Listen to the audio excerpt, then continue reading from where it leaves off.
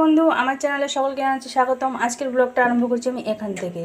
মা গেছিলো সকালবেলা একটুখানি বাস স্ট্যান্ডে, যেহেতু আজকে বৃহস্পতিবার, কী রান্না হবে সকাল থেকে সেই চিন্তা ভাবনা চলছিল, ওই জন্য মা গেছিলো। তো আমি জাস্ট মাকে বলছিলাম যে একটা যদি লাউ পাও তাহলে লাউ নিয়ে আসবে, আর মা এমনি একটা লাউ নিয়ে এসছে। তো আজকে লাউ আলু বড়ি দিয়ে একটা তরকারি হবে, আর পটল আলু ভাজা করব। লাউ তরকারির জন্য এখানে আমি নিয়ে নিয়েছি গোটা ধনে, জিরে, মৌরি, জাস্ট একটুখানি শুকনো খোলাতে ভেজে নিয়েছি। এবার এর মধ্যে আদা দিয়ে আমি ভালোভাবে আজকে মশলাটা সিলে বাটবো না, যেহেতু এই ধনে ফনে আছে, আর আমার খুব একটা প্লেন হয় না, ওই জন্য গ্রাইন্ডারে বেটে নেবো, সুন্দরভাবে হয়ে যাবে। এর মধ্যে একটুখানি আদা দিয়ে মশলাটা করবো, যেহেতু নিরামিষ তরকারি। আর পটল আলুটা ভাজা হবে। শুনো ওদিকে বসে সেলাই করছে, কালকে নাকি লাস্ট পিরিয়ডে নাকি ম্যাম এসে বলেছে যে আজকে সেলাইটা জমা নেবে, ওই জন্য ডেকে দিয়েছি। সকালবেলা ঘুম থেকে উঠে পড়েছে, 7টার সময় উঠে পড়ে যে সেলাই করছে বসে বসে। টিফিনে নিয়ে যাবে একটা সুজি আর আটা দিয়ে একটা তৈরি টিফিনটা, সেটা আমি অনেকবার আপনাদের সাথে শেয়ার করব বলেছি, কিন্তু শেয়ার করা হয়নি, মানে সেভাবে সময়টা হয়ে ওঠেনি আর কি। দেখা যাক আজকে শেয়ার করতে পারছি কি না। ওটার নাম হচ্ছে আমাদের মানে উড়িষ্যার খুব একটা ফেভারিট টিফিন, যাই হোক সকালবেলা জলখাবার, নাম হচ্ছে গুলগুলা। তো মানে ওর বাপির হচ্ছে খুব প্রিয় আপনাদের দাদা। ও সে কালকে শুনি তার নিজে থেকে বলছে, আমি বলছি সন্ধ্যে টিফিনে কি নিবি না, আমি গুলগুলা নেবো। এবার গুলগুলার সাথে একটুখানি ঘুগনি দিলে ভালো হয়। যাই হোক, ও যদি সকালবেলা থেকে মানে যদি একটুখানি আগে থেকে আমাকে বলতো, তাহলে আমি ওকে যখন নিয়ে আসছিলাম টিউশন থেকে রাত্রিবেলা, তখন আমি মটরটা কিনে নিয়ে চলে আসতাম। রাত 9টার সময় আমাকে বলছে। যাই হোক, গুলগুলাটা বাড়িতেই হবে, আর যাওয়ার সময় ওকে একটুখানি ঘুগনি কিনে দেবো দোকান থেকে। আর এই যে আমার শুনু এখানে বসে বসে সেলাই করছে, প্রচুর চাপ পড়ে যাচ্ছে শুনুর উপরে, অনেক কিছু পড়াশোনার। আজকে খাতা দেখাবে, ওদেরকে খাতা দেখানো হয়ে গেছে, গার্জিয়ানদেরকে আজকে দেখাবে। যারা যারা ইচ্ছুক তারা গিয়ে খাতা দেখতে পারবেন। আমি তো যাবো তো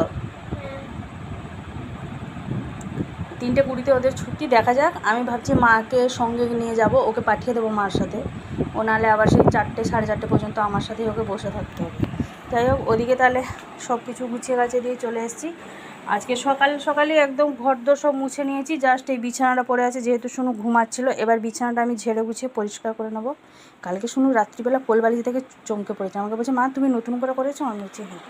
সে কোলবালিশ জন্যই সারাদিন আমাদের হাত কোমর সব যন্ত্রণা হচ্ছে। চলুন তাহলে এদিকে বিছানাটা ঝেড়ে গুছিয়ে পরিষ্কার করে নিই, তারপরে মশলাটা বাটবো, নাহলে এখন সে বিছানা পড়েই থাকবে। এদিকে এই যে পটলগুলো মা আমাকে বললে গেল কাটতে, আমি আগে বিছানাটা তুলে নিই তারপরে। 8:10, শুনু সেলাই করছে, রেগে যাচ্ছে, বলছে মা জানো কালকে এসেই বলছে যে আজকে সেলাইটা জমা নেবে। কীরকম রাগ লাগে বলো? তাই তো, ঠিকই কথা তো, রেগে যাওয়ারই তো কথা। লাস্ট পিরিয়ডে যদি এসে বলে, বাচ্চাগুলো কি করবে বলুন তো। শুনো একদম মন ধ্যান দিয়ে করছে। বাবা মা তুই যে এত করছিস, করতে পারবি তো? 2টো ফুল নাকি না সবগুলো হবে ওরকম? 1 2 3 4 5 6টা। বাবা আচ্ছা করো।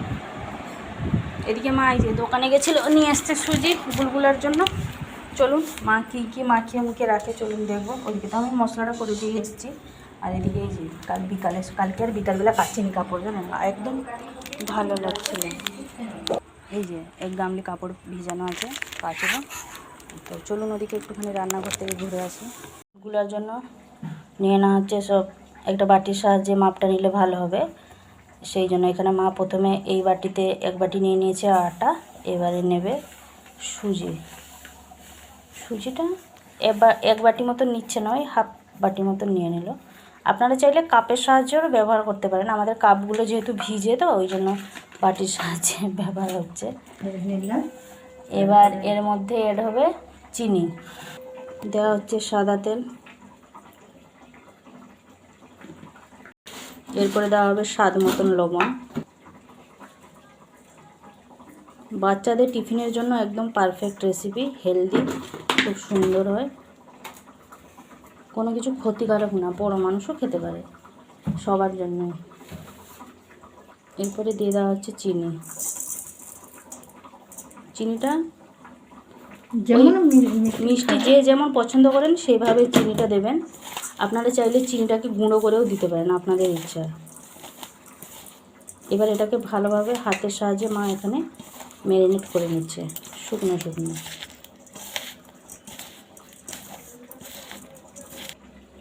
এই যে ম্যারিনেট করার পরে দেখতে হবে এভাবে, যদি দলা পাকিয়ে যাচ্ছে তাহলে ভাববেন যে ম্যারিনেটটা ঠিকঠাক হয়েছে, মানে ভালোভাবেই হয়ে গেছে। জলটা এরপরে মা জল এড করছে অল্প অল্প করে, একেবারে আবার ঢেলে দেবেন না, নাহলে একদম পুরো পাতলা হয়ে যাবে। এইভাবে হাতের সাহায্যে অল্প অল্প করে নেবেন। আটার মতন ডো পাকালে হবে না, এই যেরকম এরকম এরকম করে এই মানে ডো পাকালে না। আটার মতন ডো পাকাতে যাবেন না, মা যেভাবে বললো সেভাবেই। একটুখানি গুলগুলাটা যখনই করবেন, যদি ফাটে তবেই ভালো, না ফাটলে গুলগুলাটা ভালো লাগে না। একদমই নরম করবেন না, একদমই শক্ত করবেন না, যেভাবে আমরা দেখাচ্ছি ঠিক সেই প্রসেসেই করবেন। একটুখানি কাদা কাদা মতন হলে এইভাবে যেন ছেড়ে ছেড়ে থাকে। এবার এটাকে আমরা রেস্টে রেখে দেবো, 15 মিনিট মতন রেস্টে থাকবে।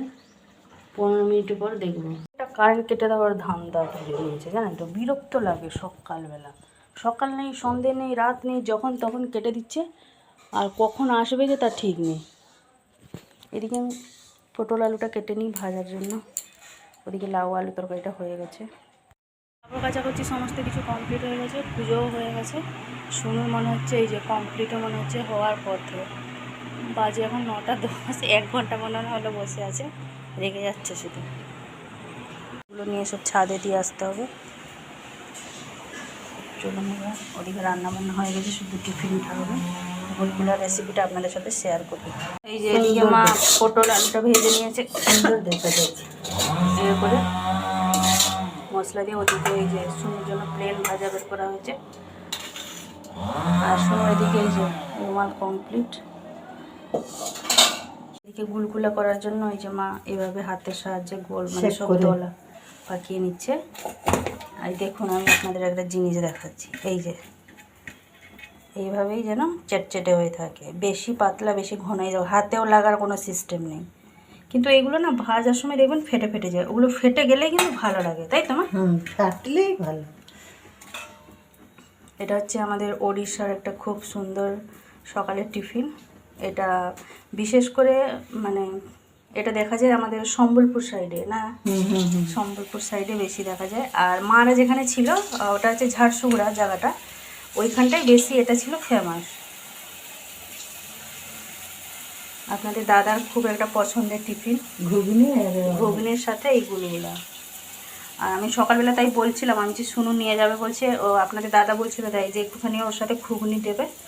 এবার শুনু যদি বলতো আগে বিকালবেলা থেকে, তাহলে আমি সেভাবে মটর ফটর এনে ভিজিয়ে রেখে ঘুগনি, ও রাত 9টার সময় বলছে। এবার কখন এনে ভিজাবো, কখন কী করবো, তখন আমরা চলেও এসেছি।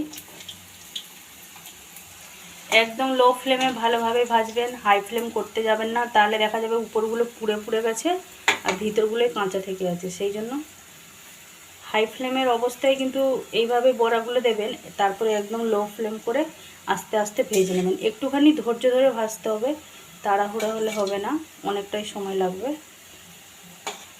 আর খুব সুন্দর একটা মিষ্টি মিষ্টি ফেটে ফেটে যাচ্ছে, এই যে আর খুব সুন্দর একটা মিষ্টি মিষ্টি সেন্ট আসছে। এই যে দেখুন ফেটে ফেটে ফেটে ফেটে গেছে, তার মানে এটা পুরো পারফেক্ট। ফাটলেই জানবেন যে জিনিসটা ভালোই তৈরি হচ্ছে।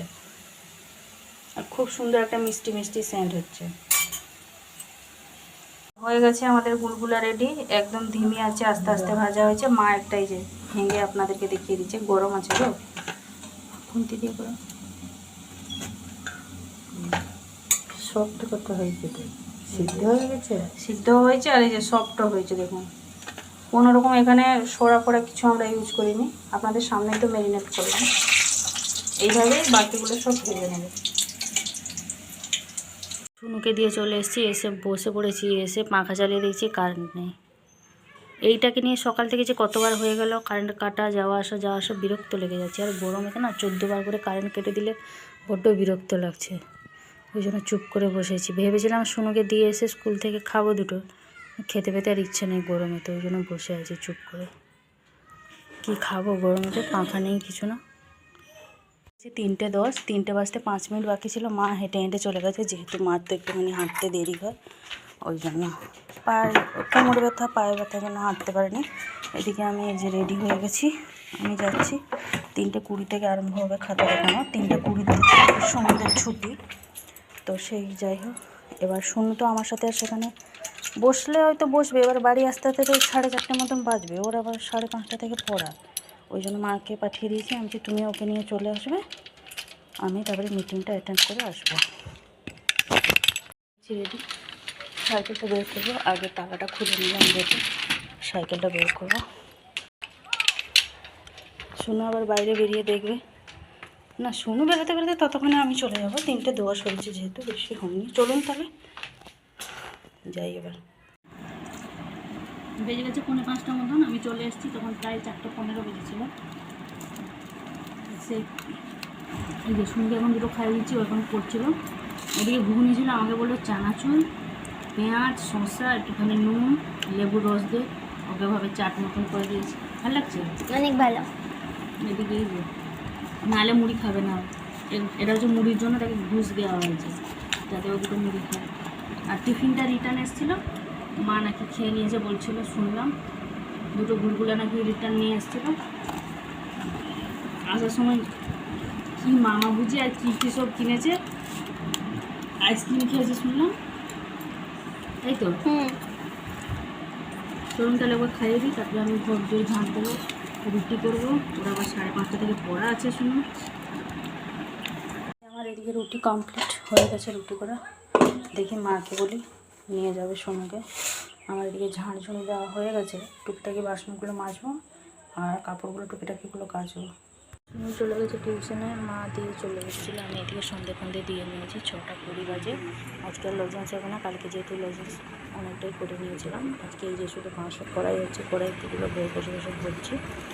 তো আজকের ভিডিওটা বেশি বড় করছি না, আজকে আমার ব্লগটা এই পর্যন্তই। আবার দেখা হচ্ছে আপনাদের সাথে আগামীতে আরেকটি নতুন ব্লগ নিয়ে। সবাই ভালো থাকবেন, সুস্থ থাকবেন। ভিডিওটি ভালো লাগলে লাইক দেবেন। টাটা।